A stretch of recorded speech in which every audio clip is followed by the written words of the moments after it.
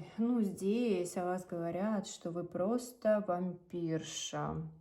Что вы вампирша, что вы обладаете какой-то силой, властью, и что вы уже просто, ну, как бы энергетически сожрали какого-то мужчину. Что бедный несчастный, вы просто хитростью и каким-то особым подходом здесь подчинили себе какого-то мужчину, да, то есть он находится полностью в вашей власти. Здесь говорят о том, что вы женщина властная, что вы обладаете какой-то силой влияния. Сейчас посмотрим, какой, да, что говорят.